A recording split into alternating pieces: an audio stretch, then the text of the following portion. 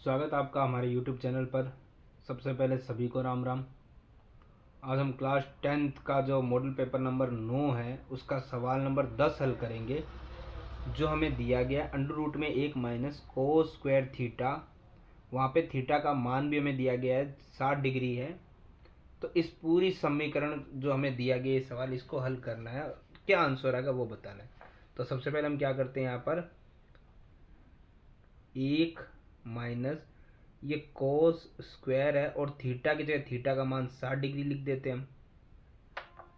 अब हम क्या करते हैं, अंडर रूट वैसे का वैसे है, 1 है माइनस जो त्रिकोणमितीय सारणी थी हमारी, उस सारणी के आधार पे हम क्या करेंगे, कोस 60 का जो मान होता है वो लिख देंगे। तो कोस 60 का मान होता है 1/2 और ये पूरा अंडर रूट में है और ऊपर स्क्वायर है, सिर्फ इसी पे था, इस पे नहीं, तो हमने स्क्वायर लगा दिया। देखिए अंडर रूट वैसे का वैसे ही रहेगा, 1 माइनस 1 का वर्ग 1, 2 का वर्ग 4। अब हम पता है कि यहाँ पे बट्टे में कुछ नहीं तो 1 लगा के प्लस माइनस हो तो एलसीएम हम यूज़ करेंगे। तो हम क्या करेंगे, यहाँ पे अंडर रूट रहेगा, 1 और 4 का एलसीएम लेंगे तो 4 आएगा। ये हमें पता है कि 1 का 4 में भाग 4 और 4 की 1 से गुणा 4 रहेगा। 4 का 4 में भाग करेंगे तो एक बार और 1 की गुणा 1 से करेंगे तो 1 आ जाएगा। 4 माइनस 1 रहेगा 3 और बट्टे में क्या आ रहा है 4। तो हमें पता है कि जो अंडर रूट 3 है उसका मान तो नहीं निकल सकता पूरा पूरा, लेकिन नीचे भी अंडर रूट ही है तो ये अंडर रूट का 4 इसका मान निकल जाएगा पूरा पूरा 2, तो ये अंडर रूट से बाहर आ जाएगा। इससे ज़्यादा ये हल हो नहीं सकता, तो हम कह सकते हैं कि इसका जो पूरा मान रहेगा वो निकलेगा अंडर रूट 3/2।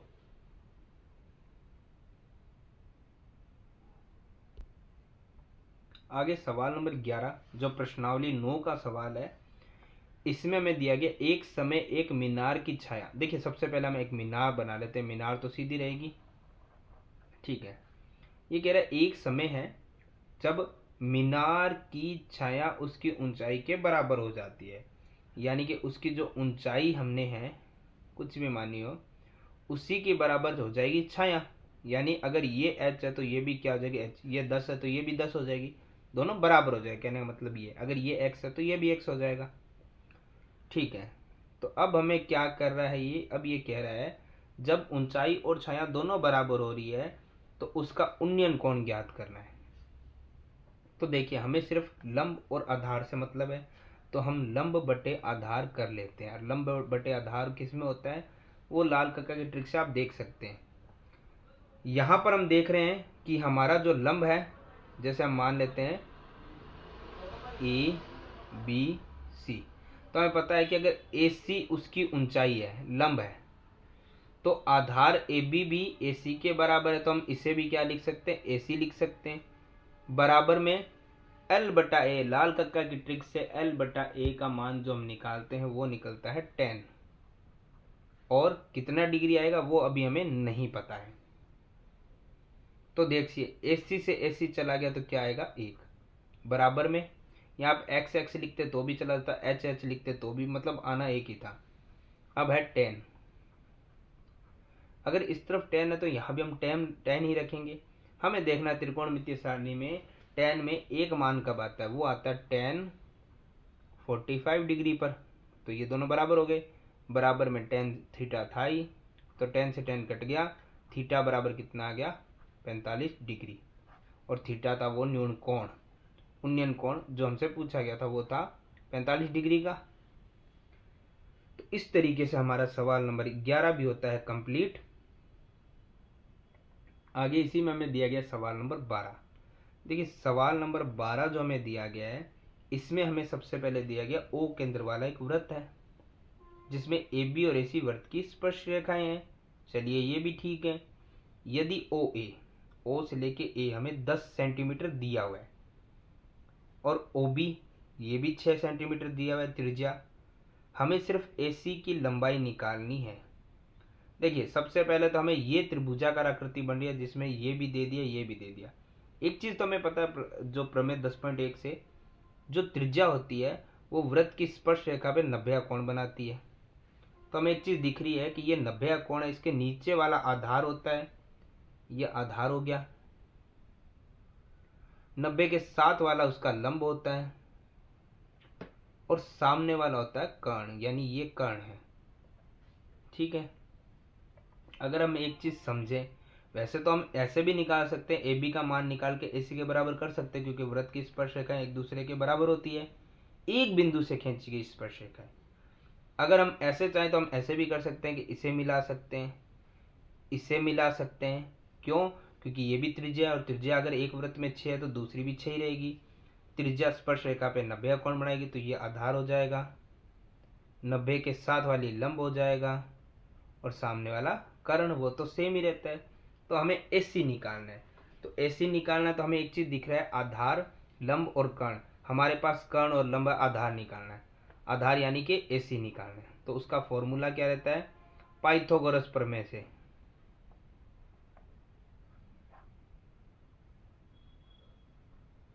पाइथागोरस प्रमेय से आधार स्क्वायर बराबर होता है कर्ण का स्क्वायर जो कि है 10 उसका स्क्वायर, माइनस लंब का स्क्वायर जो कि लंब है 6 का स्क्वायर। तो AC तो हमें निकालना है। 10 का स्क्वायर हम जब करते हैं तो होता है 100, और 6 का स्क्वायर होता है 36। तो ये AC है स्क्वायर में, बराबर में 100 माइनस 36 करेंगे तो आएगा 64, और AC के ऊपर से जैसे ही स्क्वायर हटेगा इस पर लग जाएगा अंडर रूट, और 64 का अंडर रूट निकलता है 8, और सवाल सेमी में था तो सेंटीमीटर।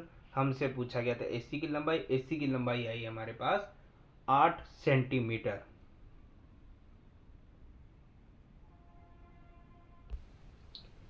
आगे सवाल नंबर जो 13 हमें दिया गया, उसमें वृत्त की त्रिज्या हमें दे रखी है, त्रिज्या खंड का कोण भी दे रखा है, वृत्त के लघु त्रिज्या खंड के चाप की लंबाई निकालनी है। तो हमें चाप की लंबाई का फॉर्मूला ही लगाना पड़ेगा।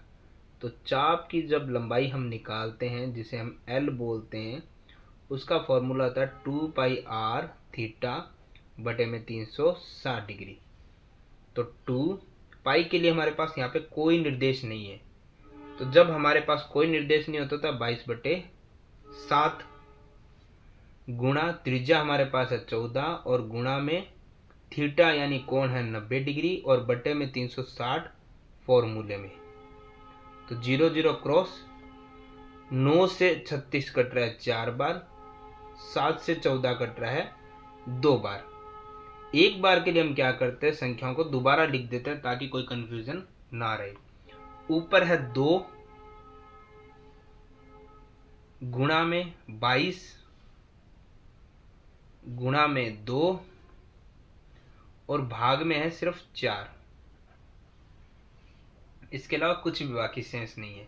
तो 2 से 4 2 बार, और 2 से 2 1 बार कट गया, तो हमारे पास बचा है 22। और सवाल था सेंटीमीटर में, और चाप की लंबाई निकाला हमने, कोई क्षेत्रफल नहीं निकाला कि स्क्वायर लगेगा। चाप की लंबाई की अगर हम बात करें तो वो आई है 22 सेंटीमीटर।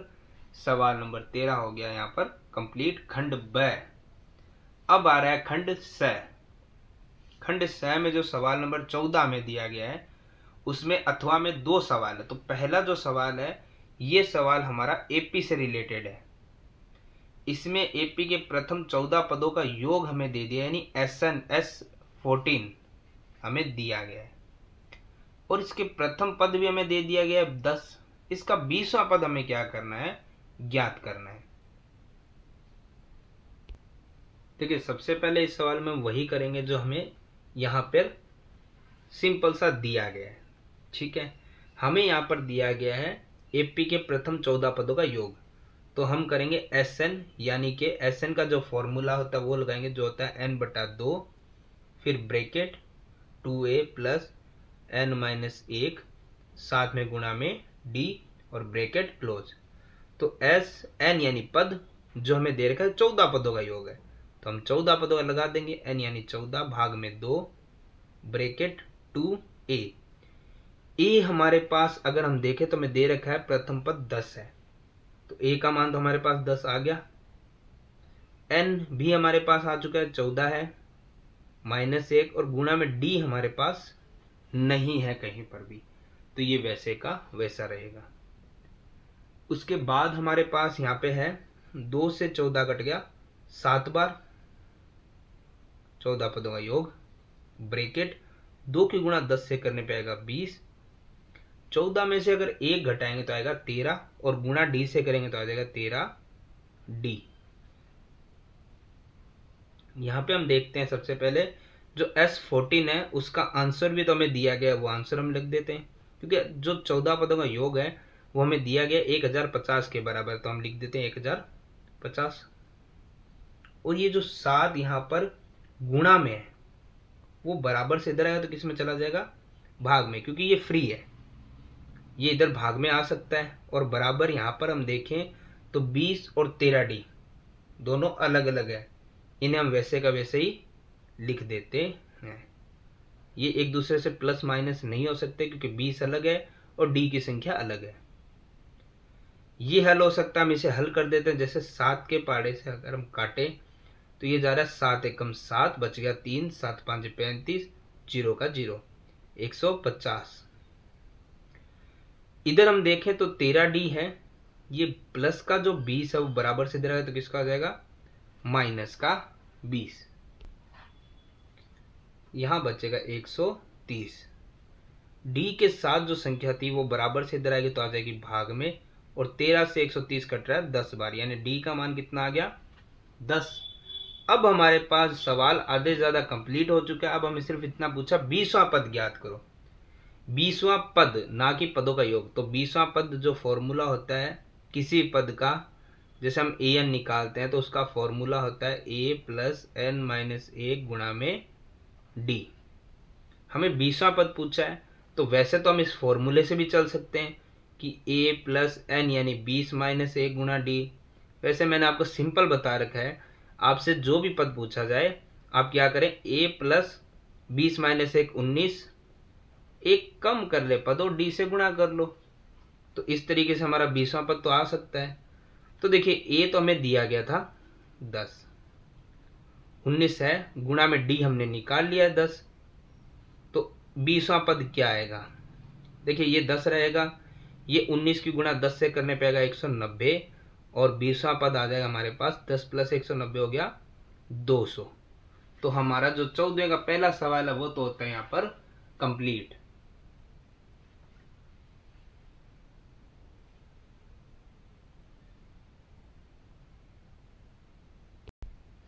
इसी में हमें अथवा में जो दूसरा सवाल पूछा गया कि एपी दी गई है जिसमें A1 A2 A3 पद तो दिए गए हैं, इसमें बताना कि कितने पद लेंगे हम टोटल कि उनका योग यानी SN 78 हो जाए।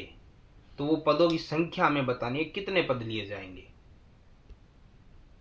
देखिए इस सवाल को हल करते वक्त सबसे पहले हमें ध्यान रखना है कि प्रश्नावली 5 का सवाल है, तो जो हमें दिया गया उसी के अनुरूप हमें चलना है। देखिए सबसे पहले हमें ए दिया गया है जो कि 24 है, एक हम इसका डी भी निकाल सकते हैं। डी हमें कितना दिया गया, देखिए डी में हमें सिंपल सी चीज हमें एक ही दिख रही है कि A2 माइनस A1 करेंगे डी निकल जाएगा, और A2 है 21 माइनस A1 है 24, तो ये आएगा माइनस का 3, ये हमारा डी निकल गया है। ठीक है, अब हमें यहाँ पे पूछा गया है, साथ ही हमें दिया गया है कि पद हमें नहीं पता लेकिन उनका योग 78 आएगा, यानी SN भी हमें दिया गया है। इतनी चीजें हमें दी गई है, अब हमें वो पदों की संख्या यानी n कितने आने वाले वो हमें बताना है। तो सबसे पहले हमें पदों का योग दिया गया है तो हम उसी का फॉर्मूला लगा लेते हैं जो होता है SN बराबर n बटा 2 bracket 2a plus n minus 1 गुणा में d ब्रैकेट क्लोज। तो SN पद नहीं पता लेकिन SN का योग हमें दिया गया है, SN यानी योग हमें दिया गया 78, n तो हमें पता ही नहीं है 2, ए हमें पता है, ए हमारे पास कितना है 24 प्लस n माइनस 1 हमें नहीं पता, गुणा में डी हमें पता है माइनस का 3। तो जो जो चीजें हमें पता थी हमने उसे यहां पर जो वैल्यू थी उनको पुट कर दिया है। अब हम आगे हल करते हैं। तो सबसे पहले हम देखते हैं कि इस तरफ जो आंसर चल रहा है वो तो वैसे का वैसे ही रहने वाला है, इधर वाली संख्याओं का हल करते हैं तो ये n बटा 2 वैसे का वैसे ही रहेगा। यहाँ पे 24 की गुणा 2 से करने पे कितना हो रहा है 48। इससे हम हल करते हैं तो एक चीज थोड़ा ध्यान रखिएगा, यहाँ पे हमें 3 की गुणा करनी है n से भी और 1 से भी। तो एक चीज है वो ये है कि 3 की गुणा जब n से करेंगे तो 3n आएगा, लेकिन माइनस और प्लस क्या हो जाएगा, माइनस। फिर 3 की गुणा 1 से करने पे 3 आएगा और माइनस क्या हो जाएगा, प्लस। तो ये गुणा भी हो गई। अब हम देखते हैं यहाँ पे 78 एज इट इज है, ये n बट्टा में 2 भी है। यहाँ पे हम देखते हैं ब्रैकेट में ये 48 और ये माइनस का 3n, तो इसके साथ हम प्लस माइनस कर नहीं सकते क्योंकि ये सिर्फ संख्या है और ये एक संख्या है। तो 48 और प्लस का 3 हो जाएगा 51, और बाकी माइनस का 3n हम कुछ नहीं कर सकते, एज इट इज लिख सकते हैं जो हमने यहाँ पर लिख दिया है। अब हम देखते हैं ये 78 है, जो ये भाग में 2 चल रहा था, ये बराबर से इधर किस में आ जाएगा, गुणा में, बराबर में। अब यहाँ पे बचा है n और ब्रैकेट में 51 माइनस 3n, तो ये 78 की 2 से गुणा हो जाएगी 156। अब n की गुणा 51 से करेंगे तो हो जाएगा 51n, और माइनस n की गुणा 3n से करेंगे तो 3n तो था, ये n और हो गया तो हो गया nn स्क्वायर, क्योंकि n और n हो गया स्क्वायर। अब एक ये द्विघात समीकरण बन रही है, पर इसे ढंग से हमें लिखना पड़ेगा। कैसे? सबसे पहले n स्क्वायर सबसे आगे आता है, तो ये माइनस का 3n स्क्वायर बराबर से इधर आएगा तो किसका हो जाएगा, प्लस का 3n स्क्वायर। ये प्लस का 51n इधर आए किसका हो जाएगा, माइनस का 51n। सभी को एक तरफ ही करना था हमें, और ये बराबर से इस तरफ हम इनको लेके आए। ये प्लस का 156 इस तरफ ही था, इस तरफ ही हम रख रहे हैं तो प्लस का ही है, और बराबर में अब यहाँ पे क्या बचा है, 0, क्योंकि ये दोनों संख्याएं इस तरफ आ चुकी है, ये पद। तो अब हमारे पास ये एक, ध्यान से देखो तो एक समीकरण बन रही है। अब द्विघात समीकरण को हल करने का तरीका तो हमें पता है, लेकिन सबसे पहले अगर कुछ कॉमन आ रहा है तो कॉमन ले लेते हैं। ये n है, ठीक है ना, तो कॉमन देखो दोनों के अंदर n आ गया, लेकिन तीसरे में n नहीं आया तो n तो कॉमन नहीं आएगा। 3 इसमें चला जाएगा, 3 का भाग इसमें भी चला जाएगा और 3 का भाग इसमें भी चला जाएगा, यानी 3 क्या आ रहा है, कॉमन। तो 3 से 3 गया तो n स्क्वायर बचा, 3 से 51 जाएगा 17 बार, n बचा, और 3 से जाएगा 3 5 15, 3 दूना 6, 52 बार, बराबर में 0। तो ये n square minus 17n plus 52 बराबर, ये 3 जो गुणा में था बराबर किस तरफ जाएगा, भाग में, और ये जाएगा 0 के भाग में 3। तो 0 से कोई भी संख्या गुणा या भाग करो उसे वो 0 ही बना लेती है। तो अब हमारे पास ऐसी द्विघात समीकरण है जिसमें कॉमन वॉमन सब हमने निकाल लिया था। अब इस समीकरण को हल करना है। तो देखिए समीकरण हल करने का तरीका ये है, प्रथम पद का तीसरे पद से गुणा कीजिए। तो यहाँ पे कुछ नहीं है, एक की गुणा 52 से करने पे क्या आएगा, 52, और लिखते टाइम इसको हम पहले को और तीसरे पद को एज इट इज लिख देंगे। तो 1 की गुणा 52 से करने पे आएगा 52, इसका हमें करना है अभाज्य गुणनखंड, जिसको हम एक बार यहीं पे रफली कर लेते हैं, क्योंकि 52 का अगर हम करेंगे तो ये जाएगा 2 से जाएगा 26 बार, फिर 2 से जाएगा 13 बार, और 13 से जाएगा 1 बार। हमें कुछ ऐसी संख्याओं के टुकड़े करने थे कि 17 आ जाए, तो 17 आ सकता है 13 और 2 गुणा 2 4, यानी कि हम 13n और 4n इन दोनों को प्लस करें तो 17 आ जाएगा। लेकिन हमें बड़ी संख्या, जो संख्या के आगे निशान है वो तो बड़ी संख्या के आगे लगाना पड़ेगा। अब दोनों को प्लस कैसे कर सकते हैं, माइनस और माइनस करके हम प्लस कर सकते हैं, क्योंकि माइनस है, दूसरा माइनस कर देंगे तो 13 और 4 प्लस हो जाएंगे, 17 हो जाएंगे। अब हम लेते हैं यहाँ पे पहले 2 पद, फिर 2 पद बाद में लेंगे। दोनों में कॉमन क्या रहा है, n, n स्क्वायर से n गया तो बचेगा n माइनस 13, और n से n कॉमन चला गया, माइनस दोनों में कॉमन आ रहा है 4, 4 से 4 गया तो बचेगा n, बाहर माइनस अंदर प्लस माइनस, क्योंकि माइनस प्लस माइनस होता है। 4 से 52 का भाग अगर लगाएंगे तो ये जा रहा है 13 बार, बराबर में 0। जो कॉमन ब्रैकेट है n माइनस 13 वो 1 बार, और जो ब्रैकेट से बाहर है n माइनस 4 बराबर में 0। तो अब हम कर सकते हैं यहाँ पे n माइनस 13 बराबर 0 या n माइनस 4 बराबर 0। तो ये आएगा n, ये माइनस का 13 बराबर से इस तरफ आएगा तो किसका आ जाएगा, प्लस का, या ये माइनस का 4 था बराबर इस तरफ आएगा तो किसका आ जाएगा, प्लस का। दोनों प्लस की संख्याएं हैं। तो हम यहाँ पर ये कह सकते हैं इसके अंदर की, और दोनों प्लस की है, तो हम एक चीज में यही कह सकते हैं कि 13 और 4 दोनों ही मान्य है। ठीक है, पद या तो 13 पदों का या फिर 4 पदों का योग क्या आएगा, 78 आएगा। तो हम लिख सकते हैं कि दोनों स्वीकार है, दोनों मान्य है, दोनों मान्य है। क्योंकि माइनस होता तो शायद हम देखते हैं कि उतने पद माइनस में नहीं आते हैं।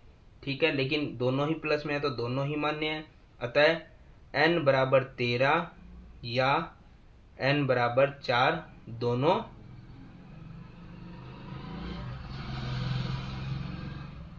वांछित संख्या है। ठीक है, तो इस तरीके से हमारा सवाल नंबर जो 14 है उसके अथवा में जो दूसरा पार्ट था वो भी होता है कंप्लीट।